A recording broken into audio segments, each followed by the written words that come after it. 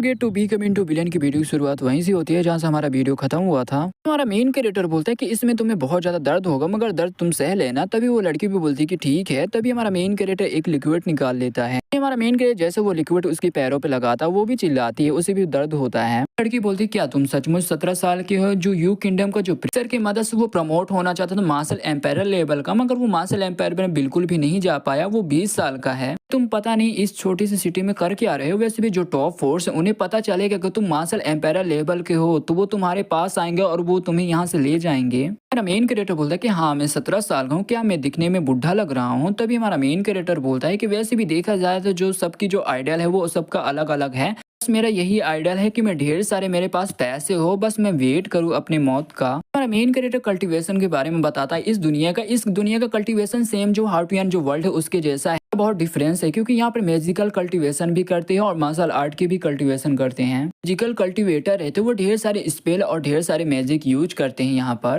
जो martial art का जो कल्टीवेशन है यहाँ पर जो बंदे रहते हैं वो अपनी बॉडी को स्ट्रॉन्ग बनाते हैं, अपनी बॉडी को कल्टीवेट करते हैं और बहुत ज्यादा फिजिकली स्ट्रॉन्ग बनते हैं। मेन कैरेक्टर बोलता है जो मेरी पिछली जो लाइफ थी जो हाउटियन जो वर्ल्ड है वहाँ पे भी मैं 17 साल में मार्शल एम्पायर लेवल में पहुंच गया था। हमारा मेन कैरेक्टर बोलता है कि मैंने तुम्हारी जान बचाई है, बदले में तुम तो अपनी बॉडी मेरे को दे ही सकते हो। वैसे भी तुमने मुझे अपना पति बना लिया और तुम मेरी वाइफ भी लगोगी। तभी ये जो लड़की रहती वो बोलती कि तुम्हारी वाइफ कौन ही लगेगी, मैंने बस झूठ बोला था, मैंने तुम्हारी वाइफ सचमुच की नहीं हूँ कि मैं तुम्हारी हेल्प करने में तुम्हारी मैं मदद कर सकता हूँ। बताओ वो लोग तुम्हारा पीछे क्यों कर रहे थे? मैं यहाँ पर अपनी जुड़वा बहन को ढूंढने के लिए आई थी। जो मेरी जुड़वा बहन है वहाँ पर ढेर सारे बंदों को वो लूट रही है और जो महारानी को वो गिफ्ट देना चाहती है। लग रहा था कि वो लुटेरी और चोर वो मैं हूँ, मगर मैं बिल्कुल भी नहीं, वो बड़ी मेरी बहन है। तभी हमारा मेन कैरेक्टर मन में सोचते हुए बोलता है कि ओ इसकी तो एक बड़ी बहन भी है। देखा जाए तो इसकी जो चेस्ट यानी इसकी जो छाती यानी इसके जो बड़े बड़े अरमान हैं वो यून के जितने ही दिखते हैं, मगर ये यून से भी बहुत ज़्यादा बड़े बड़े हैं। ऐसा हो सकता है जो यून जो जिया है वो दोनों भी इस वर्ल्ड में रिकार्नेट हुए हों। तो बताओ तुम्हारी बहन किस तरह की पर्सन है? मैं और जो मेरी बहन है जब हम दोनों छोटे थे तभी हम दोनों को अलग कर दिया गया और मैं उससे कभी भी मिल नहीं पाई हूँ। मेरे को अपने क्लैन से ये पता चला है जो मेरी बड़ी बहन है वो बहुत ज़्यादा पावरफुल है। उसकी जो कल्टीवेशन है वो बहुत ज़्यादा हाई लेवल की है। उसने 80 लोगों को ऐसे ही एक झटके में उसने मार दिया था। हमारा मेन कैरेक्टर बोला तुम्हारी बहन इसका मतलब डेमन होनी चाहिए क्योंकि वो एक ही झटके में किसी को भी खत्म कर सकती है। वहाँ पर किसी की आवाज़ आती है कि मेन कैरेक्टर क्या तुम रूम में हो? तभी हमारा मेन कैरेक्टर बोलता है ये आवाज़ तो मेरी अब्बाजान की है। देखा जाए जो ली जिन यानी जो मेरे अब्बाजान है वो भी इस मामले में इन्वॉल्व है। ढेर सारे ऐसे बिजनेस करते रहते हैं, शायद से वो भी रॉयल फैमिली के साथ मिले हों। जो टोंगमिंग जो टेम्पल है उसके साथ भी। हमारा मेन कैरेक्टर उस लड़की को जल्दी से छुपा देता है, बोलता है कि जल्दी से छुप जाओ। हमारा मेन कैरेक्टर का अब्बाजान भी आ जाता है और बोलता है क्या तुम ठीक हो? हमारा मेन कैरेक्टर बोलता है कि क्या हुआ, बस मैं अपना बुक लिख रहा हूँ, मैं बुक लिखने में बहुत ज़्यादा बिजी हूँ। हमारा मेन कैरेक्टर का अब्बाजान बोलता है कि कुछ नहीं, बस हमारे मैंशन में थोड़ी बहुत हलचल हुई है, मेरे को लगा कोई चोर घुसा होगा तो तुम्हारे उस चोर के साथ सामना हुआ होगा, शायद से तुम्हें पता हो वो चोर कहाँ पर है। तभी हमारा मेन कैरेक्टर बोलता है कि मेरे को बिल्कुल भी नहीं पता है क्योंकि मैं अपना बुक लिखने में बिजी था। लड़की रहती है वो हमारे मेन कैरेक्टर के नीचे रहती है, उसके जो बड़े बड़े अरमान रहते हैं वो हमारे मेन कैरेक्टर को ज़्यादा ही उसके ऊपर टच हो रहे होते हैं।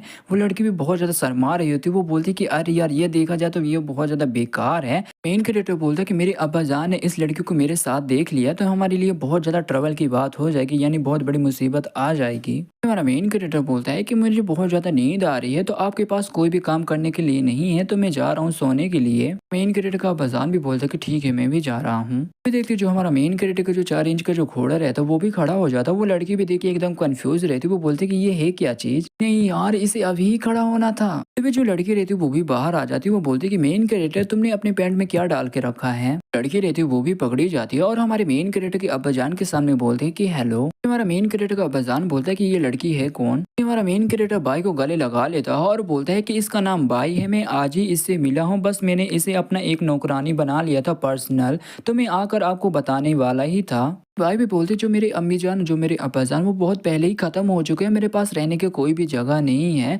तो प्लीज़ मेरे को यहाँ पर रहने दीजिए, प्लीज़ मेरे को अपना सर्वेंट बना लीजिए। हमारा मेन कैरेक्टर का अब्बाजान बोलते कुछ लोग हमारी ली फैमिली में ऐसे लोग हैं जिनकी वजह से जो हमारी ली फैमिली वो बहुत जल्दी कंगाल होने वाला है। मेन कैरेक्टर भाई के सामने आ जाता है और बोलता है कि आप लोग लोगों को बेचते हो और मैं लोगों को बचाता हूँ तो इसमें क्या हुआ? मेन कैरेक्टर का अब्बाजान बोलता है कि आजकल तो कुछ ज़्यादा ही बदतमीजी नहीं करने लगा अपने बाप से। मेन कैरेक्टर का अब्बाजान भी बोलते कि रहने रहने दो, वैसे भी तुम्हारी उम्र हो चुकी, इसलिए मैं तुम्हें इस बार जाने दे रहा हूँ। यार मैं बिल्कुल भी कंफर्म नहीं हूँ कि ये हमारी मेन कैरेक्टर की माँ है या नहीं है, ये शायद हमारे मेन कैरेक्टर की अब्बाजान की शायद से असिस्टेंट हो सकती है।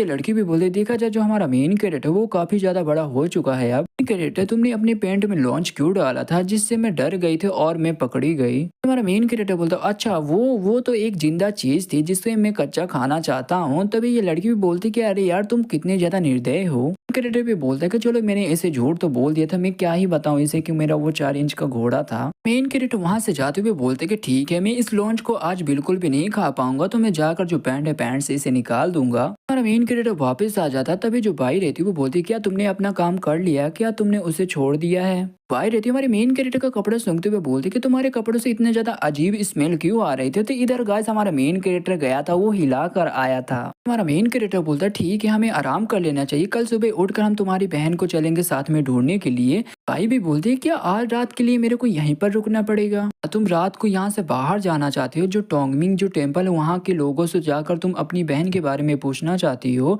वैसे भी जो तुम्हारी बहन है वो जो हमारी 9 क्लाउड जो सिटी है उसे छोड़कर वो यहाँ से बिल्कुल भी बाहर नहीं जा सकती है। फिर हम दोनों बाद में चलेंगे और जो लोगों ढेर सारे जो बंदे उनसे हम पूछेंगे तुम्हारी बहन का ठिकाना, वो तुम्हारी बहन कहाँ पर है।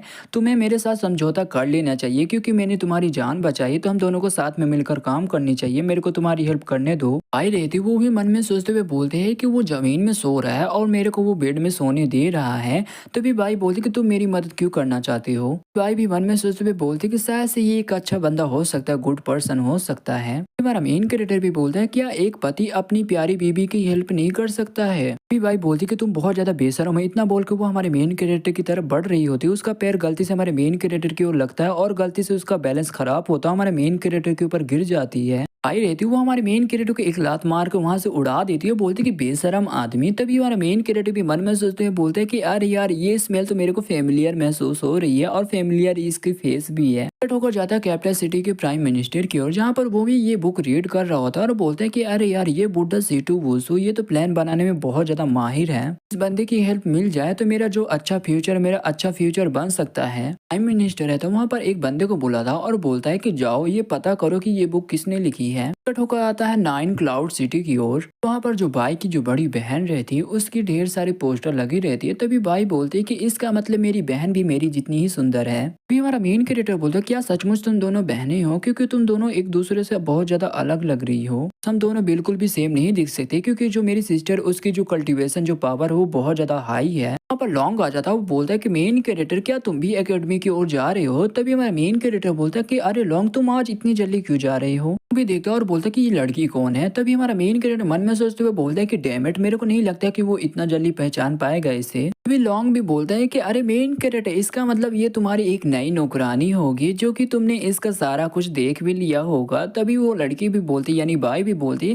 कि तुम्हारा क्या कहने का मतलब है। मेन कैरेक्टर भी मन में सोचते हुए बोलते हैं कि अरे यार मेरे को बाई का जो हेयर स्टाइल है उसे बदलना पड़ेगा। वहाँ पर म्यू आ जाती है अपने चाबुक लेकर और बोलते कि मेन कैरेक्टर तुम्हारी हिम्मत कैसे भी दूसरी लड़कियों के साथ वो भी फ्लर्ट करने की, वो भी दिन में। ये आवाज सुनते हमारी लॉन्ग और मेन कैरेक्टर उनकी फट की चार हो जाती है। मेन कैरेक्टर भी म्यू से डरते हुए वहां से भाग रहा होता है और बोलता मेरे पीछे तो एक टाइग्रेस पड़ चुकी है। तभी बोलती कि मेन कैरेक्टर बस तुम रुक जाओ, मैं तुम्हें एक अच्छा सा सबक सिखाना चाहती हूँ। तभी बाई बोलती कि मेन कैरेक्टर उसके अटैक को क्यों नहीं रोक पा रहा है। तभी जो हमारा लॉन्ग रहता है वो बताता है वो एक मार्शल आर्टिस्ट है जो कि वो इतनी कम उम्र में इतनी ज्यादा हाई लेवल में पहुंच चुकी है। जो मेन कैरेक्टर वो मार्शल आर्टिस्ट की बिल्कुल भी प्रैक्टिस नहीं कर सकता है, इसलिए वो बिल्कुल भी उसके सामने नहीं टिक सकता है। और मेन कैरेक्टर हम दोनों बचपन के दोस्त, हम दोनों साथ में ही बड़े हुए हैं। जो म्यू है, म्यू को तुम्हें देखकर ऐसा लग रहा होगा कि म्यू बहुत ज्यादा गुस्सेल लड़की है, मगर ऐसा बिल्कुल भी नहीं है। हम तीनों के बीच में एक अच्छा रिलेशनशिप है। हमारी बाई भी बोलती क्या इसे मार्शल आर्ट नहीं आता, ये बस दिखावा कर रहा होगा क्योंकि ये एक मार्शल एम्पायर लेवल में है। अभी हमारा मेन कैरेक्टर भी चिढ़ाते हुए बोलता है कि आओ आओ मेरे को मार के दिखाओ।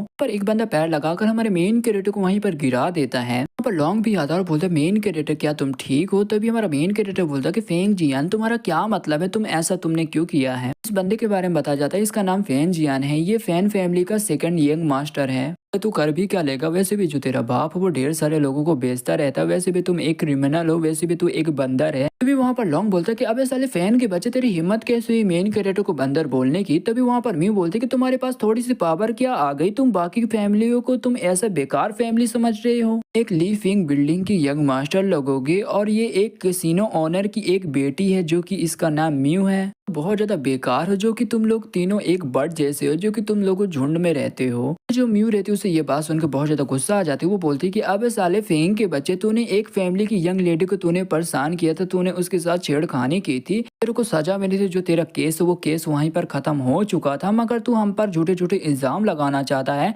तो चल मैं तेरे को फिर से पकड़ती हूँ और तेरे को मैं जेल में डालती हूँ। यार तुम दोनों लोग इतने ज्यादा बड़े हो गए, फिर भी तुम दोनों एक औरत के पीछे छुप रहे हो, तुम एक औरत के ऊपर डिपेंड हो। अभी मेन कैरेक्टर तो एक नंबर का डरपोक का बच्चा है, एक नंबर का घटिया इंसान है, क्योंकि ये अपने टीचरों को भी बात नहीं मानता है। कोई मुसीबत या कोई भी खतरा आता है ये वहां से डर के एकदम भाग जाता है। अभी हमारी जो बाई रहती है वो कुछ बोलने ही वाली रहती है, हमारा मेन कैरेक्टर चुप करा देता है और बोलता है कि तुम्हें कुछ भी बोलने की जरूरत नहीं है। तभी हमारा मेन कैरेक्टर मन में सोचते हुए बोलता है कि मैं एक मार्शल आर्टिस्ट हूँ, मगर मैं इन्हें बिल्कुल भी नहीं बता सकता हूँ। हमारी बाई जो मास्क लगा कर रखी रहती है वो फैन आता है उसे निकाल कर फेंक देता और बोलता है क्या तुम दिखने में अगली लगती, तुमने अपना फेस क्यों कवर करके रखा है। फैन रहता वो भी देख के एकदम शौक हो जाता, बोलता है कि इतनी खूबसूरत लड़की। तभी फैन बोलता है कि इतनी खूबसूरत लड़की तुम्हारे अब्बाजान ने तुम्हें कैसे दे दिया। चलो तुम्हारे अब्बाजान ने इतनी खूबसूरत लड़की तुम्हें दे दिया है तो आगे चल के तुम अपने अब्बाजान के बिजनेस संभालने ही वाले हो, तो एक काम करो ये लड़कियों को मेरे को सेल कर दो। हमारा मेन कैरेक्टर बोलता है कि अच्छा तुम मेरी मेड को बाय करना चाहते हो, यानी मेरी नौकरानी को तुम खरीदना चाहते हो। हमारा मेन कैरेक्टर भी बोलता है कि बस इतना ही। भाई मन में सोचते हुए बोलते कि मैंने बहुत ज्यादा ट्रैवल किया, मैंने बहुत ज्यादा मुसीबतों को सामना किया, फिर जाकर मैं तुमसे मिली,